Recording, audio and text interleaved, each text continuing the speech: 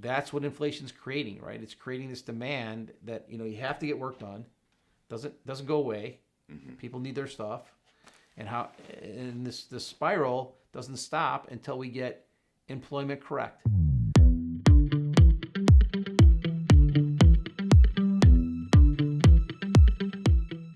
Anyone who pays attention to the news, they hear different things about the economy, depending on where they get their news and who they're listening to, because now you have to think about that since it's, most news isn't unbiased.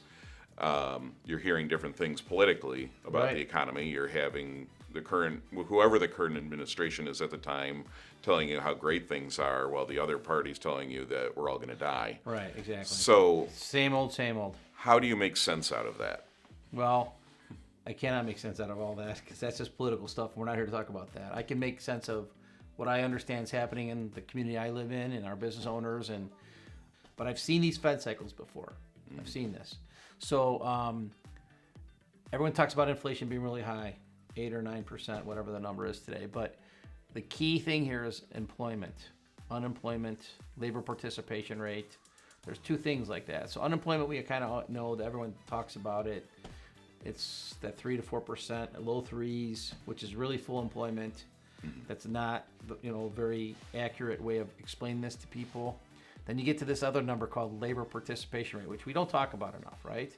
Which is a very important number. It's probably more important than the unemployment number, which says that we're about 63% participating in the labor force, which is one of the lowest numbers since like the 1970s or something crazy like that. We have like 63% of the people between the ages of 18 and 65 that are willing and able to work are working, only 63%. That means 37% are not, right? You could talk about 4% unemployment, but you have this humongous shift into what's going on with these people. Why are they not working? Why don't they want to work? But I can tell you the demographics of our society are definitely having a big impact on this, right? People are getting out earlier. COVID helped them incent to do that. Working from home helped them incent to do that, right? And, people, there's a transfer of wealth that's happening here too, right? So younger people may not have the same anxiety we had to go find work and make money, because I've seen people that have inherited money from aunts and uncles that maybe are working part-time and they're happy with it because they have liquidity, right? But those are things that we have to try to figure out how to fix, right? And the only way they'll stop raising rates, interest rates, is when we get this unemployment and labor number in line. So I think last time I heard it's like 2 million more job openings than on people on unemployment. So, you got this gap of more people needed to fill jobs. How many times you go to a restaurant today that they don't even have full-time hours, and you can't even have a banquet at luncheon for a funeral because there's not enough staff? You don't think we have a problem? We have a huge problem. Yeah, it's a big problem. It affects everybody. It affects everybody. Now, you can talk about the economics or the pay, or you can talk about there's not bodies filling out applications for jobs. It's starting to get a little bit better. I'm hearing that people are seeing applicants now, which is great, but there's still a huge deviation. And how does it get fixed?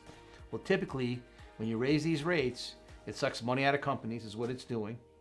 And employers and companies have to go, how are we going to make money? Because they're sucking money out of us.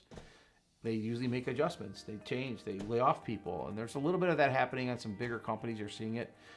But it needs to be it needs to be bigger. It needs to be like throughout the whole system, where I've clients of mine who cannot find people. They cannot get drivers. They cannot get, this is that $20 and less an hour people. They cannot find them. Maybe they're not around anymore. Maybe they're gone. Maybe they don't want to work for that level anymore. And it's hard work and they're making less than $20 an hour. I don't know. I personally don't remember seeing this problem before. It's been it's only gotten worse. If you look at the chart, and this has gotten worse for the last 10 or 15 years, right? So it just keeps getting worse and worse. Why that's happening, I would love to know the exact answer, but I think we probably could all sit back and look at our families and say, okay, what's going on here? What's happening where everyone didn't work to be 67? Or why, like maybe with daycare costs being so expensive, moms are staying home taking care of their kids and saying, screw it, I can work part-time at home. And there's a cash component of our society too. We don't really know how big that is. Maybe it's bigger than we think. Who knows? But that we can't track these people that are not working. But we do know they're not filling out applications for openings, and they don't want to work for the low-end jobs. We just don't have those workers. And kids, I don't think, want to go work for minimum wage or whatever it is. The labor participation rate's been a problem prior to COVID. it's been going down. It's been in the 60s, low 60s for a while. And no one's talking about it. It's been like that for 10 years. Like this is a shift, right? And again, maybe we're not counting gig employees as well as we should be. And I don't know how that gets put into that number. Just like unemployment's got some weird ways it calculates itself. That's what inflation's creating, right? It's creating this demand that, you have to get work done. Doesn't go away. People need their stuff. And this spiral doesn't stop until we get employment correct. Until there's enough workers that are working and that people are willing to pay for what they're paying for. So, when there's less consumption, that forces people to cut costs. Right. Right? And until we get there, they're not going to stop raising rates. That's a fact. So can all of this be seen as sort of, and there's other factors, I know it's not this simple, but could it just be like a big correction when it comes to wages and things like that, work environments? Is it just like this giant correction taking place? Could be. I mean, when I think of things like an airline ticket. I always talk about like an airline ticket. When I got married almost 40 years ago, to fly back and forth to Florida was like $250 or $300. Until recently, for the fuel stuff, it was still like $350. How does that happen? Yes, we get more efficient. Yes, they get better planes. Yes, they got all the stuff, right? But it doesn't make sense. There's no inflation. How does inflation? That's all affected by productivity. Okay, so if you can get better productivity, you can keep the price the same and give you more value. So the problem we're having now is that we're not getting more productivity. We're paying more for less productivity. And that's causing a problem, right? So as an owner, if you own a company and you're paying someone $100 a week to do something and you used to get $100 a week, $105 a week worth of work, it was okay. Well, now you're getting $89 worth. And there's a million reasons why, and we don't have time to talk about that today. So they call that productivity, right? Mm-hmm. So there's not enough workers and we're not getting more productivity or higher productivity out of the existing workforce.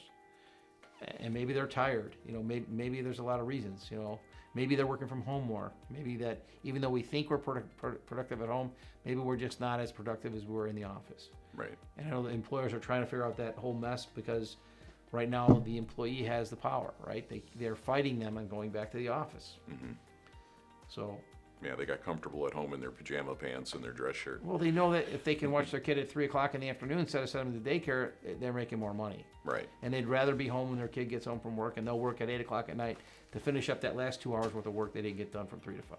Right. I know they really do that. Yeah. So is there something wrong with that? No, but this productivity part is a problem.